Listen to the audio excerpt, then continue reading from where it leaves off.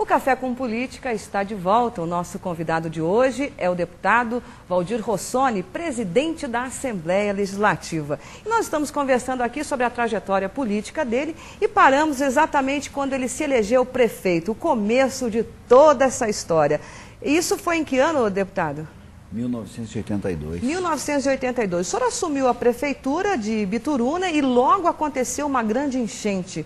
Como é que foi essa história? Foi um período, assim, um grande desafio que o senhor teve que enfrentar. Foi a grande enchente que houve no Paraná nos últimos 30 anos aí, foi essa. O exemplo de União da Vitória. União da Vitória ficou mais de 50% da cidade embaixo da água. E a nossa cidade, nosso município é um município acidentado, onde tem um grande número de rios. Pode ver todas essas pontes que vocês estão vendo aí. Mais de 60, não é? Mais de 60 pontes. Essas são pontes feitas provisoriamente, porque essas pontes foram todas... A água levou tudo. Tudo. Ficou sem trânsito o município. E essas pontes foram construídas em mutirão. Ali foi um dos acontecimentos marcantes da minha vida, foi o seguinte: nós tínhamos um órgão chamado Sudesul. E aquele tempo era regime militar, nós estávamos saindo do regime militar. E essa Sudesul, ela ficava em Porto Alegre. E todos os municípios da região receberam recursos, e eu fiquei fora. E teve uma cerimônia no Palácio Iguaçu, e eu vim no Palácio Iguaçu, e primeira vez, talvez, que eu tenha falado em público, quando começaram a assinar os convênios, eu pedi a palavra na frente do governador José Richa e desse general que comandava a Sudesul, era subordinado ao Ministério do Interior. Quem era o ministro era o Mário Andreasa. Eu levantei naquela reunião e disse o seguinte: aí mostrei que o que tinha acontecido nos municípios vizinhos tinha acontecido no meu. E aí nós conseguimos recursos para restabelecer a normalidade do município. O senhor chegou aí para Brasília também por conta disso? Sim, várias vezes fui a Brasília, mas uma coisa na política é o seguinte: tem gente que diz que quem entra não sai mais. Eu sempre tenho dito para as pessoas que se você não quer um filho na política, não o coloque a primeira vez, porque depois você não tira mais. Você não sai mais, A política é uma coisa, é um eterno desafio. Uhum. E parece que quanto maior o desafio, mais você quer enfrentar. É apaixonante. É apaixonante. Vai gostando, não tem mais... Bom, o senhor falou, se não quiser o seu filho na política, não deixe entrar a primeira vez. Não deixe entrar. O senhor tem quantos filhos? Tenho 2 filhos? Um filho. Um filho e uma filha. Um filho e uma filha. Nenhum está na política? Ainda não. Ainda não? Ainda não. O que significa esse ainda não, deputado? O senhor gostaria de ter um sucessor? Não, eu não... Se o meu filho quiser entrar na política, ele vai entrar e vai ter meu apoio. Agora, eu dizer para ele, não. Então, eu vou conversar com ele na hora oportuna. Se ele desejar, vai ter meu apoio. Bom, a gente tem mais umas imagens aí interessantes, que é o senhor em Brasília, num momento, assim, difícil também, batalhando, conhecendo. Esse é o grupo de prefeitos que nos acompanharam a Brasília. É o Sarney, o presidente da República. Deixa eu ver, o senhor está ali. Os ministros da época, não é? É o Borges da Silveira. O Borges da Silveira, Borges da Silveira. Do que o senhor mais se orgulha do seu período como prefeito em Bituruna? Eletrificação rural. Quando ninguém falava em energia elétrica, eu reuni os agricultores e disse o seguinte: nós temos que fazer um mutirão para levar energia elétrica para o interior do município. A outra foi que nós construímos... Aquele tempo tinha escolas isoladas, cada comunidade tinha uma escola. Nós reconstruímos todas as escolas do interior do município, todas novas. E aí começaram a dizer para mim o seguinte: você tem que ser candidato a deputado. E eu achava que os caras estavam loucos. Porque na minha base eleitoral eu disputava a eleição com 2 monstros da política do Paraná, que era o deputado Aníbal Cury, se imagina, a região ali, e o deputado Antônio Anibeli, que hoje não é mais deputado. E eu tinha que correr a eleição com eles. E aí, de tanto falar, um grupo se reuniu, me lançaram o candidato e eu fui fundador do MDB. Da região ali, da aí cidade. Houve a fusão PP-PMDB, me tomaram o MDB. Eu não tinha partido para disputar as eleições, eu me filiei no PRN. Uhum. Para você ter uma ideia, eu levei o Collor em Bituruna. O Collor? Porque ninguém queria ele na região. E eu, todo arrojado, eu levei o Collor em Bituruna. Meu Deus. Naquele momento, nós né? reunimos, ele estava em plena ascensão, né? Logo depois, aconteceu toda aquela barbaridade que envergonhou a todos nós. Deputado, mas eu ainda gostaria de mostrar, antes da gente entrar nessa fase do senhor como deputado, eu gostaria de mostrar alguns momentos do senhor como prefeito. A gente está vendo aí, isso aí é um baile da terceira idade? Isso aí, na verdade, quem criou foi a minha esposa. A dona Suzana. Ela começou... Olha o senhor de Papai Noel, o senhor? É, isso mesmo. Lá eu fazia tudo. O que acontece? Cidade pequena, eu era o presidente do clube. O presidente do clube também? Eu era o Papai Noel. O dono da bola, o presidente do clube, o Papai Noel. Mas você imagina, eu era prefeito, nós estávamos fazendo Papai Noel, estava vestido de Papai Noel, nem lembrava disso aí. Mas uma atribuição não pode me dar de jeito nenhum, é simpatia. Desde pequeno eu não sou simpático. Não era nessa época, não? Foi a vida que deixou o senhor mais calejado? Não, claro que com o tempo eu fui dando uma melhorada, mas ainda não tem jeito. Mas está sorrindo, olha aí, ó. Às vezes, né? Mas os meus funcionários sempre brincam, dizem que para arrancar um sorriso, para tirar uma fotografia é difícil. É o meu jeito, não adianta. Mas por que o senhor é assim? Ao que o senhor atribui isso?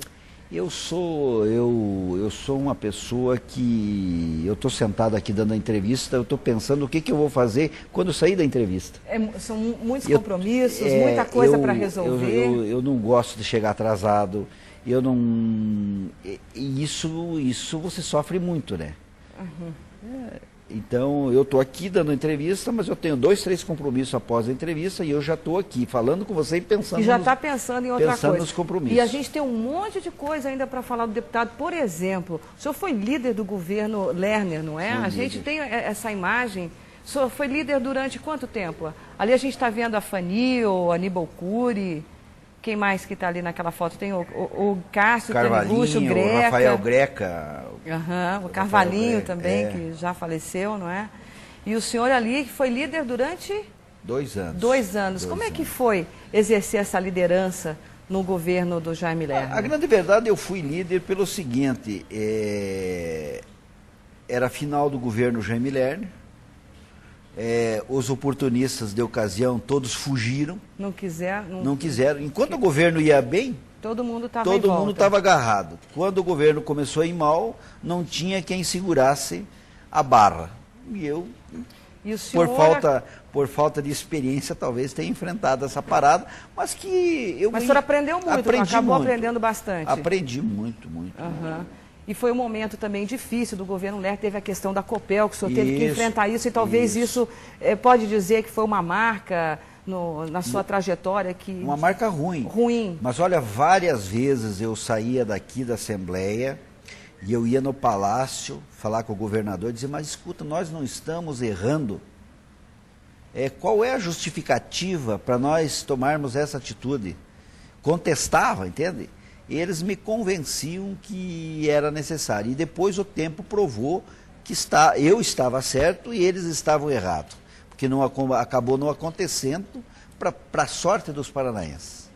Bom, e o senhor saiu de uma liderança de governo num período difícil e logo depois também acabou sendo líder da oposição. Como é que foi essa experiência como líder da oposição? Essa foi a melhor. Foi a melhor? É melhor ser da oposição do que da situação? Muito melhor. Se você se dedicar um pouco como líder da oposição, você dá uma contribuição muito maior que ser líder do governo. Então, como líder da oposição, o meu gabinete era o ponto de referência para as pessoas trazerem informações.